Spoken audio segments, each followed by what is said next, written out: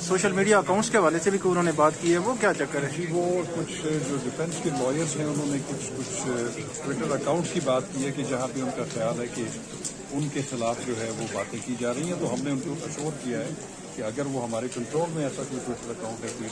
ان کو ہم یہ کہیں گے کہ جو وکلاء ہیں وہ ہمارے لیے محترم ہیں اور ان کو پورا حق ہے کسی کو بھی ریپرزینٹ کرنے کا، تو ان کو ملائن نہیں کیا جا سکتا ان کی پروفیشنل ڈیوٹی پرفارم کرتے ہوئے۔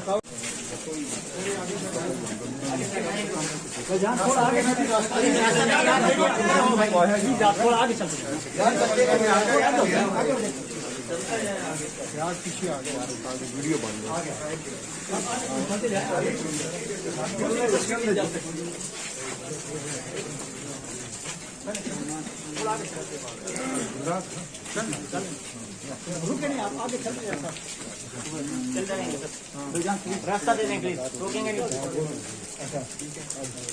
ذاکر جعفر صاحب کچھ کہنا چاہیں گے آپ؟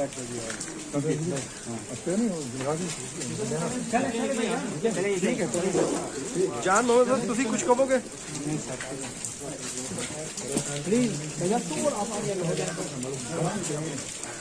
کوئی اسٹیٹمنٹ وغیرہ دینا چاہتے ہو تو دیو۔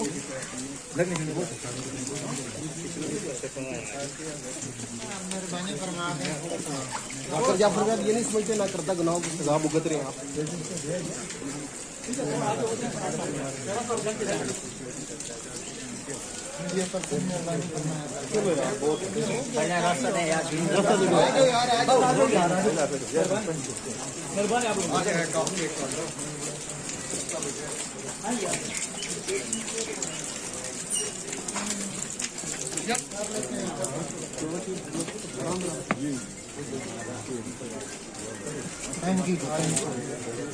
بسم اللہ الرحمن الرحیم۔ السلام علیکم ناظرین، میں ہوں ثاقب بشیر۔ ناظرین، نور مقدم قتل کیس کی آج ایک ماہ کے بعد آج پھر سماعت تھی۔ 5 جنوری کو یہ سماعت آج ہوئی ہے۔ اس پر کافی ڈیٹیل میں چیزیں ہیں وہ آپ کے ساتھ شیئر کریں گے۔ سب سے پہلے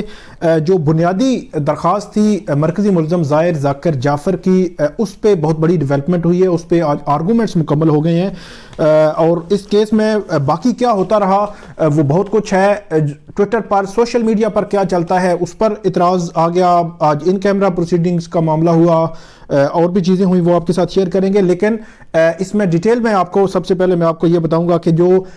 میڈیکل بورڈ بنانے کی درخواست تھی مرکزی ملزم ظاہر جعفر کی، وہ کیا تھی، وہ درخواست، اس میں کیا آرگومنٹس ہوئے ہیں۔ سب سے پہلے جو شوکت مقدم صاحب کے وکیل ہیں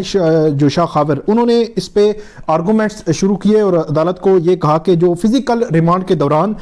کب جو ہے وہ ملزم پیش ہوا، کس کیس میں عدالت میں پیش ہوا، تمام ڈیٹیلز انہوں نے کہا کہ ریٹن فارم میں عدالت کے سامنے پیش کی۔ انہوں نے کہا کہ اس دوران جو مرکزی ملزم ہے اس کی جانب سے ایک وکیل بھی باقاعدہ طور پر اس کیس کی جو ہے وہ پیروی کرتے رہے، اور جب چارج فریم ہونے لگا تو اس وقت بھی اس کے والدین نے اس پر دستخط نہیں کیے تھے، بلکہ مرکزی ملزم نے اس پر دستخط کیے تھے۔ اس کے علاوہ انہوں نے کہا کہ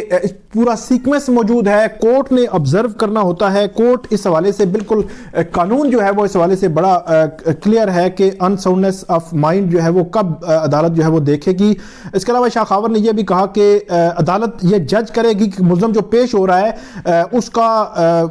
جو اس کے حوالے سے عدالت کی اوپینین کیا ہے، یہ جج کرنا ہے، اور اس کے علاوہ یہ بھی دیکھنا ہے کہ کنڈکٹ ملزم کا کیا ہے، اور اس طرف سے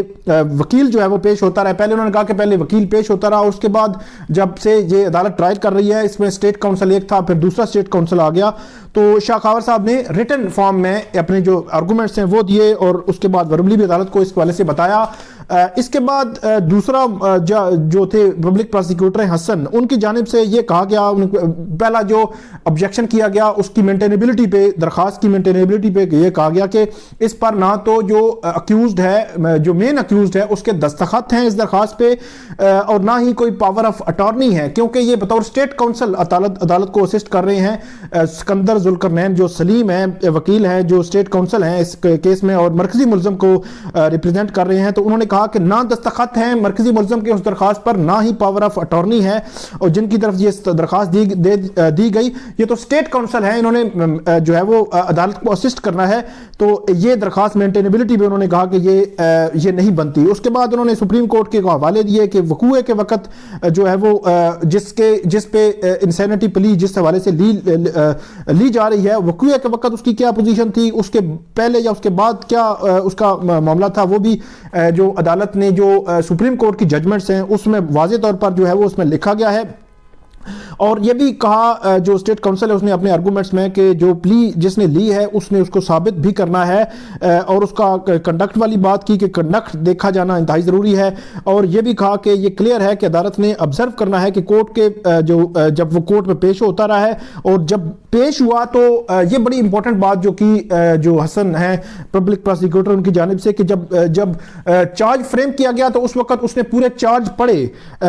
پڑھ کے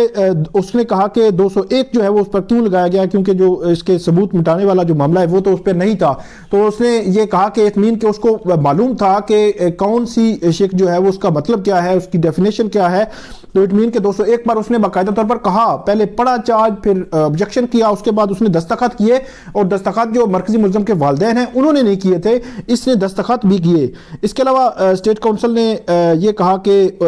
جو مختلف حوالے دیے، اور اس کے علاوہ بہت امپورٹنٹ بات کی جو ظاہر جعفر کی کمپنی ہے احمد جعفر کمپنی، اس کا حوالہ انہوں نے دیا کہ یہ کہتے ہیں کہ ایک انسین بندہ ہے تو اس کو